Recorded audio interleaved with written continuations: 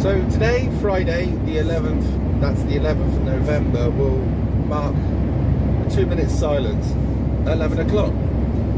A lot of people will be wearing their poppies. I bought a lovely one yesterday, but I can't wear it in the cab because it gets destroyed because it gets thrown all over the place and the seatbelt wrecks it. So put that one at home Sunday. Anyway, I want to get on to poppies and stuff like that in a minute, but today you mark, if you're like myself, 2 minutes silence to pay respect for the people that never made it home from numerous wars. It started after the First World War, Second World War, and obviously every other military campaign that we've been involved in since, like the Falklands, like the Gulf 1 and 2, and all the other ones that we've been involved in. Now, many of you will go out and buy a poppy, and some of the more cynical people in here would say, well, does that money actually make it to... It's not about that for me, personally. Or I'd like to see a lot more of the money that actually people donate actually make it to the people, but we'll talk about that on another day. You're wearing the poppy is a few things. To say thank you for the people who served, to say I'm sorry and thank you for the people that died. There's 101 of feelings that I could feel for them, apart from utter sorrow that they never made it back, upset that they got killed. 101 emotions.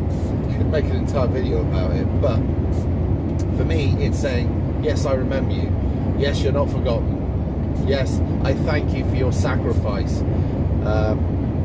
And I'm not even going to get into the politics of war because the people that went there weren't involved in the politics, so I'm going to leave that out as well.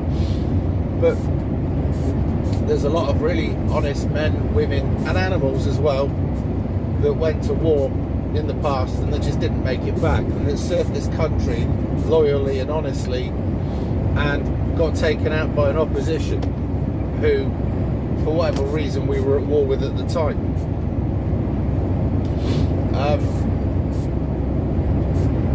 It's one of those really weird times because I think about my own grandfathers who were in the war. One of my grandfathers I've never met, but we can't get hold of his war records because reasons to believe he was a spy. Spoke 8 different languages, was friends with really, really high up people, and was an incredibly interesting man. Flew planes in the First World War when they were in their infancy. Then in the Second World War, I'm not entirely sure what he did. My other grandfather joined the North Somerset Yeomanry and went out to the desert to fight Rommel's lot. And then when the North Somerset Yeomanry got disbanded, he had the chance to go into either tanks or signals. Didn't fancy the tanks much, so he went into the signals and made his way back to Germany and was part of the people that let the people free from the POW camps. So he didn't talk much about that. He was considered to be a very heroic man amongst his men. He was one of the youngest officers of his type. He would be the sort that would go into a minefield and rather send his men in to get an injured man, would go in himself and tell everybody to hold back. There was lots of other stories, but he would sit me down and he'd tell me about certain things about his war experience, which was, I'd sit there for hours and listen. One of the things he despised was the Vichy French. He could never get his head around the fact that we were trying to free up their country while they were taking pot shots at us. He also told me about his experiences out in the desert. He got seriously ill and nearly died twice, and he had, and I can't remember which sort of illness, fever it was, but it attacks all the valves in the heart. Later on he would suffer with that and have to have open heart surgery. Still a very fit and strong man right up until the end. But he didn't ever tell me about the bad experiences of war because I was too young at the time, but you knew that he'd seen some terrible stuff, as did all observing. I can't imagine what it must have been like having some tough-nosed wanker in Whitehall, or whoever it is, telling one of the Powell's battalions that at 5 o'clock in the morning you've got to go over the top and face a machine gun on. By the way, lads, walked slowly towards it. What sort of bravery does that take, knowing that you're going over the top to almost certain death, but you're going to do it for your country anyway? And they wiped out entire generations of men who, the PALS battalion came from a lot of the working towns of this country, and they all signed up, and some of them were almost press ganged into it. We had a lot of soldiers, especially in the First World War, that lied about their age because they wanted to do their bit for king and country. And then as the war dragged on through the years, they were finding it harder to recruit. A lot of men had already been recruited in and died, and they were struggling, so they would go around and literally press men into it and say, what are you, a coward? What are you, a chicken?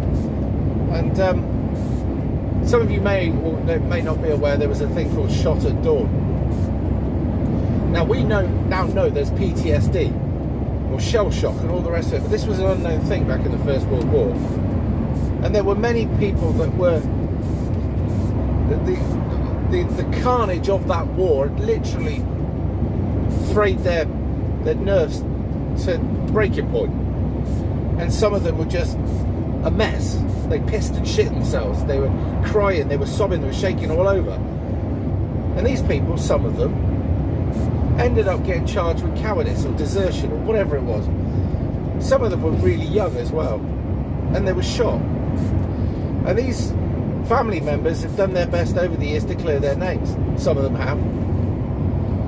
But war's a horrible thing, and it's always the people at the cheap seats that go and fight these battles for the arseholes at the top that never get their hands dirty. You could look at the politics of what sent us to the First and the Second World War. You could look into the Gulf War. You could look into the Falklands War. The Falklands War, I think, was, quite frankly, it could have been stopped long before it happened. But thanks to the cuts that people like John Knott made, he made it so that it was a viable option for the Argentinians. The Argentines had a military junta there at the time which was losing favour with its people, and their people were passionate about the Falklands, an island they call the Malvinas, and they think belonged to them. So they thought they'd get back the support of the people by invading the Falklands, and off they did, because we pulled the ship out there that used to go around the islands patrolling it, and we had a very small military force there, and as a consequence we had to send endless amounts of men and ships, planes and all the rest of it over there to retake the islands at the cost of many lives. So that was another thing that you could look into the war over in Iraq. Was that was it right, the war we did? Well, we went there under weapons of mass destruction, we then found out not to be true. And we sowed the seeds of now what we're finding out over here. But when you look at the men that went and served, they were completely unaware of the politics, as they should have been. Right? They were an army that was told to fight by their own by their own government, and they did what they were told to do, what they were trained to do, and they did it well. And then we went and did it again over there, and then we had the Afghan bit. That was a war that I don't think any superpowers ever won. The Russians had a go and failed. The joint forces of us, the Americans and others, went over there and ended up pulling out. But anyway, that's the politics, and I suppose I shouldn't get too far into it.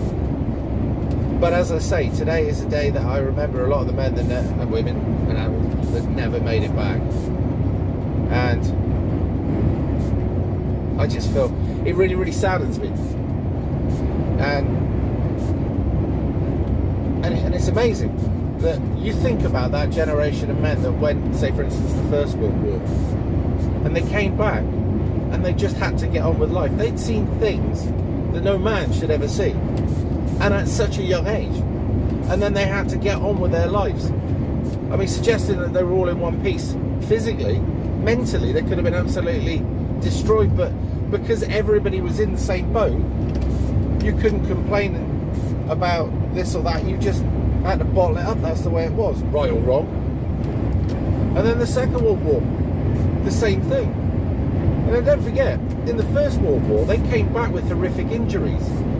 If they didn't have parts of their limbs missing, eyes missing, shrapnel wounds, they had the gas wounds which fucked their lungs up. That was a horrible, horrible thing. But then you go to the Second World War, similar sort of injuries, and then the men had to come back and then just get on with it because everybody's done it. Now you get people nowadays claiming PTSD for fucking stupid things, and I think it's an insult to the people that actually generally went and served. Now I know people that were out in Iraq and other theatres of war that were in convoys that their mates were in the vehicle in front and they got blown up and they had to see that. Imagine the paras in Warrenpoint, because I haven't mentioned Northern Ireland. Operation Banner took loads of our lives, our soldiers, getting pot shots taken at them by the I'm going to sneeze now, what about it? Fucking hell. Yeah, they were getting pot shots taken out of them, out of both sides, predominantly more from the Catholics. But anyway, Warrenpoint was where 18 paras lost their lives in 2 bombs. There was a thing called a come-on bomb. This was designed by the Provisional IRA and used to great effect. They would set a bomb up in a place, and they'd studied the British forces and they realised where they were more likely to regroup, and they put a bomb there that would go off 5, 10, 15 minutes later when everybody was there either getting over their injuries or regrouping. Probably the most cowardice thing you could fucking do, but that's the IRA. The IRA, for the most part, was some of the biggest cowardly cunts going. But they would consider the English to be invaders and they want their island back, but that's another story. However, as I say, Operation Banner lost unbelievable amounts of people. Headshots, tortured. Oh, I can't. It's not even worth going through, but they're horrible. And today is the day that we will take 2 minutes silence to remember that. And on Sunday, many of you will go to your local war memorial or the Cenotaph in London and watch dignitaries who are, in fact, most of them are the most two-faced, lying globalist bastards that will send more and more people to war to be killed for the wrong reasons. And it pisses me off a bit, because once you've been red-pilled and you see stuff and you know stuff, you can look at them and go, how can you, with your glum little face, put that reef down knowing you'll do it all again? But there it is. Anyway, I'm about to get off the motorway and do a load more. And Weston is also Carnival Day. If you get the chance, go on YouTube and look up Bridgewater Carnival. What it does, it moves its way from Bridgewater to Highbridge, Burnham, then it makes its way to Weston, and then it goes and does a few others. It's an amazing event. It's where people, they build these things out of stuff that they find, in the old days anyway, and they get tractors to pull these bloody great things with all the lights and the moving parts, and the people either stood still on it or playing their part with all the music. It's amazing. You get the chance to have a look. It's that today, so me trying to get back into Weston, which then it closed off, is going to be an absolute bugger. But there you go. I might even, if I'm not too wrecked tonight, as in tired, I might even go down there and video it for you. So there you go. Right, a couple more videos to come, and I'll see you in a bit.